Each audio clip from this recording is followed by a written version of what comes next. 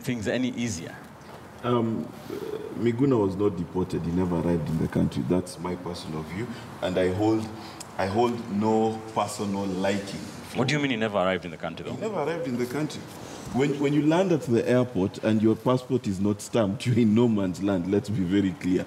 And I say this because I'm one of those people who honestly believe that Miguna Miguna came to play theater with the public. But his theater worked, and the truth of the matter, the reason why this handshake is being questioned is because of Miguna's theatrics. So congratulations to him and his political acumen and his ability to not show his passport when he's landing in Kenya, but show it in Canada.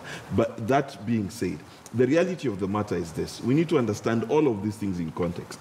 We need to ask ourselves, does Raila Odinga deserve a motorcade such as the one he's been given? Outside of the handshake, him as a person, my personal view is he does. He's a former prime minister. He has served this country for a very long time, so he deserves it with or without the handshake. Let's be very, very clear. In my personal view, how he's been treated in the past has not been fair to him and to the people who supported him. And I hope, by the way, that come 2022, if someone should become number 2 in the election and not have been a politician in the past, they will not go back to the state Kuruo court now is in, where he has no bodyguard, he has no state anything, yet he had 10,000 votes in the election. The next person could have 1 million votes. That's the context within which I want to understand this. However, the handshake that happened, I agree with Dismas that it needs to become something that is tangible and something that is real. My problem with this particular country is we have institutions that should have taken the opportunity of this handshake to propagate what is their constitutional mandate. By that I mean certain committees led by the former speaker of this country, which is basically doing nothing. The Cohesion Committee, where were they? They should have been the first people to take advantage of this handshake. They should have been the first people to say, Raila Odinga, you know what? Let us go to Kiambu with you and you speak peace. Let us go to Eldoret with you and you speak peace. What are they doing? They're just resting. They've never won a single battle, but they're always resting. This is the problem that we have in this country. Second, we have institutions such as Parliament, which has a committee led by Maina Kamanda, which is tasked with the same role. What have they done to make sure that this handshake happens? My thing has always been this. 2 people have shaken hands. That's fine. It would be foolish of us to sit back and expect the same 2 people to push everything. We as a country need to take advantage of that. If your father buys meat and puts it in the fridge, it's only a child who cries that it has not been cooked. Adult children go to the fridge and cook it themselves. Now this is the problem. Everyone is crying. Parliamentarians are crying. People who are supposed to be thought leaders such as ourselves are crying. Why don't we take advantage of this situation and hold a Ramogi night in the middle of Kiambu and teach Kiambuans about Luo culture? That's the kind of thing we need to be doing. Are we waiting for Uhuru Kenyatta to shake hands with Kalonzo Musyoka for us to be able to have relations between Kikuyus and Kambas? This is the problem. Let us not wait for Godot. Let us get up and begin to do something that document actually promised us. That's what needs to happen. But people don't know what that thing is because it seems to be a very closely guarded secret. But anyway, Hezbon, Senator Wako did say that the fruits of that deal, if any, according to his words, if not acted upon very quickly, will be drowned by noises about 2022 politics. Do you agree? I do agree. And I think the biggest problem is that there is a lot of jostling for political clout, in looking at 2022. And that's the biggest challenge that this handshake has, that there are individuals who are looking at this handshake as a threat to their, political careers. Right. And they would try as much as possible to frustrate this. And of course, the fact that there is a delay, in now actualizing the nitty-gritties of the handshake also raises a lot of questions, and a few Kenyans are becoming disenchanted. But there are a few things that probably put everything into perspective. First is that the handshake has worked. I mean, the tension that characterized the country immediately after the October 26th election has since disappeared. I mean, the small people down in the villages can go about their business as usual. And there's hope for optimism. You know, the disenchanted folks in Kenya need to understand two things about Raila Amolo Odinga. One is that probably didn't do this for himself, and just like Mark has said, all the things that are coming his direction in terms of privileges, he actually earned as somebody who served this country with distinction to the point of being a prime minister. Mm-hmm. And then secondly, there are things that Raila has been fighting for, and history tells us that he will not abdicate this, and if he does that, history will judge him harshly. I'm not so sure that he's in a position to leave a legacy that will rubbish everything that he has ever fought for. So whatever he's been fighting for, the cause is still there. And then if you look at the Kenyan political dispensation, this is not about the people who believe in Raila and the people who believe in President Uhuru Kenyatta. You know, we must rest our hopes in the two of them. One, because President Uhuru Kenyatta is the president of this country, is the symbol of national unity. So the buck stops with him if the country moves forward or not. But you also are alive to the fact that even the people who supported Jubilee in the last general election, a big chunk of them know that for Jubilee to actualize what they promised, Raila must be part and parcel of what they are doing. There are many Kenyans who didn't vote for him, but actually cast their aspirations on how he's going to hold this government accountable. And the fact that he's in government probably means that whatever will cascade from these two individuals is likely to be actualized in a way that benefits Kenyans. Right. But I think lastly, we need to give President Uhuru Kenyatta credit because he didn't have to shake Raila's hand because the country was actually moving on. And to put his position in this into perspective and to expect him to deal with the politicians who are frustrating this is to look at President Uhuru Kenyatta in the next 4 years. He won't be the president. And I'm looking at an individual who is looking at a legacy that will put him at a pedestal. Even these privileges that we are talking about, according to the Right Honorable Raila Odinga, I think President Uhuru Kenyatta is well poised to earn those privileges. And it is dependent on how he's going to run the country in the next 4 years. Right. And the handshake is very critical because he needs a country that is not divided for him to actualize his 4-point agenda. All right. Mutinda, some of the issues that these two leaders promise to tackle are ethnic antagonism and competition, lack of national ethos, inclusivity, devolution, divisive elections, safety and security, corruption, and shared prosperity. Now, how does the country achieve these things? Do they need constitutional and legal provisions for this? And if yes, should the team headed by Kimani and Mwangi set some, like timelines? Actually, the concern is that we are probably wasting the moment because that moment should have been used towards those issues and sorting them out so that we know what issues just need political will, what issues need some legislation here and there, and probably what issues need constitutional amendments. Because I have previously stated that it is during such moments that we've made monumental steps in terms of reforming our country.